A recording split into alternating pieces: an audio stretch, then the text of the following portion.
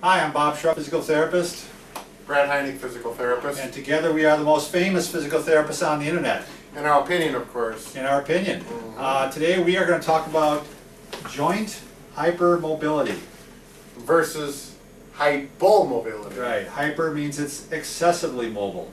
Or double jointed Or is double a common jointed as a lot of slang people term. talk Sure. about. So what does that mean really, Brad? Can you describe what it means? Hypermobility, for example, someone that can take their thumb, one of those tests is if you can take your thumb and bring it down to your wrist, that's considered hypermobile. We're going to show you somebody that can do that in just a minute. Right. Knees that hyperextend, or people when they go on a table. I got a friend of mine. He goes like this, and he leans on a table, and his elbow bends the other direction. Yeah. It makes me. It's like, oh, doesn't that hurt? And he said, feels fine. And what it means really is what's going on is we're talking about ligaments. Right.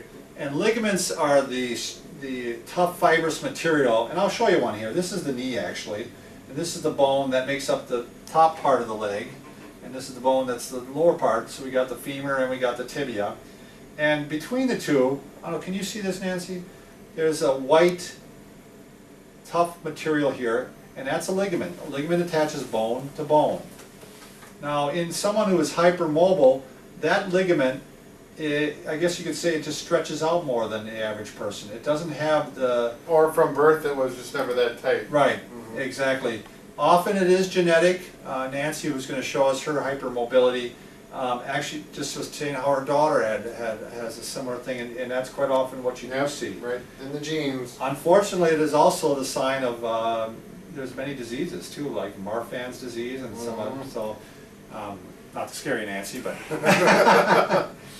But what we're going to point out here is when you are hypermobile generally at one joint, quite often you're hypermobile throughout the body, and there's things you're going to want to look out for. If you're hypermobile, you know, anywhere, why don't we show Nancy? Why don't you show let's get some. hypermobility here first? Why don't you... Okay, why don't you show it on the hand, the common one that we show. Yeah, look at that. She can put the thumb right down to the... No pain, right? No. If I try that, I mean, it's already starting to hurt, and I've got about 3 inches to go before I get to that point. What else do we have? Well, I can bend the pinky in. Can you see that? She's taking her pinky and rolling it. Don't do that. That's not even nice. What else do we got? Shoulders? Yeah, I don't know, I suppose, I don't know how do you Well, show that. one thing How with the about the shoulder- elbow? Okay, how about, do you hyperextend in the elbow? Let me do it on this side, because All the right. other one I broke. I don't know, how did you? Here, we got enough slack here in your sweater. There we go. Yeah, that's hyper. Can you see that in there? So Yeah. it's going the opposite direction. And yeah, it's amazing because you can feel it right in there where, like myself, if, I don't even get the full extension. And we do see that in women more often than too. In men, it seems like. So, well, thank you, Nancy. Didn't mean to make you a part of the show here, but Great examples. yeah, of great it, so, examples yeah. of it. And so, if you're hypermobile, well, she is hypermobile there, and you tend to be hypermobile in most of your joints, I believe. And one of the things we talk about your neck, Nancy, and you've had some neck pain, which a lot of us do, but because the neck is not as tightened up as it should be, you are at more risk for like whiplash. If your head gets whipped back and forth, the ligaments won't hold the neck in place like it should be. Right. So let's go down to the shoulder. Shoulder, now that's one place where I've had a number of typically high school males come in and their shoulders are hypermobile and they're unstable and they're causing them pain. And I usually test it.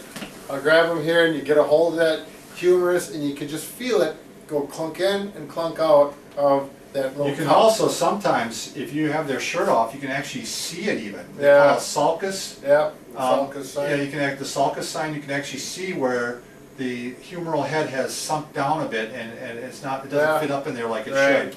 And these people are at risk for what, Brad? Shoulder injury. Well, dislocation Right. too. They can, Right, their yeah. shoulder can actually pop out of joint. Sure. And the way you can pop your shoulder out of joint, if you've never done it, or if you aren't of that nature, is actually anything bringing your arm back like this. Yeah. And that's in fact one of our tests called the apprehension sign, where we actually put it like this, and if a person's dislocated his shoulder before, he looks very apprehensive as you start doing this. So you're going to want to avoid things back here and even back here. Sure. This anywhere back here is the way a person who has a hypermobile shoulder can dislocate it. You're not going to want to reach in your back seat of your car and grab things from it and bring it up. Reaching back to put your coat on. Yeah, there's all sorts of things. Let's go down to the elbow. I don't know that there's anything you can protect except don't put it in that position. Right. The hands, your fingers are not going to be able to tolerate, you know, heavy activity. Especially, the thing I can always think about is a person that wants to do massage. Right, or you're really working on that. You can never do that. Nancy, you mentioned bowling, right? That you can't even bowl. That when you use a heavy ball, that's just too much stress on your fingers because they don't have the joint stability that they should have. Sure. All the way up. All the way up your arm. So, all right, let's go down further to the knee. I think this is a real common one. And this is one I used to do even though I'm not hypermobile. I was at my knee for some reason. Be still, Brad. Okay. What that person's really going to want to avoid against is prevent from doing is standing with your knee locked like this.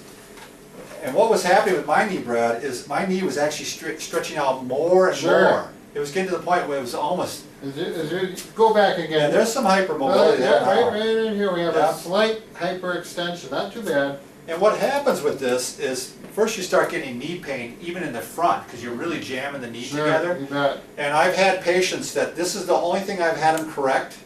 You know, stop standing like this all day long, and it took away their knee pain. Yeah, I can believe I had it. a young kid that worked at Subway that did that. The other thing that I found is my knee was starting to hyperextend. I'd play basketball and I would land on the leg and also go back like this. So I mean, you start losing, you know, the mid-range where it's supposed to be at. Right. It wants to go into that end range. So just by, you know, a staggered stance is good, like this. Sure. But always trying to keep that knee slightly bent. This is something you got to teach yourself. So you're going to have to strengthen some muscles probably to help overcome. It won't hurt. It would hurt, but the start is by putting it in the right position. Sure. I think that can be said about all the joints, right, Brad? Sure. Strengthening is going to help.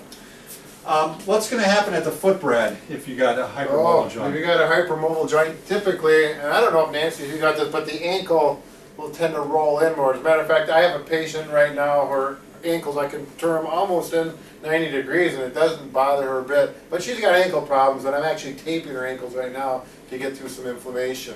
So you're walking on uneven surfaces, hiking, people are just not comfortable because they've had their ankle roll so many times.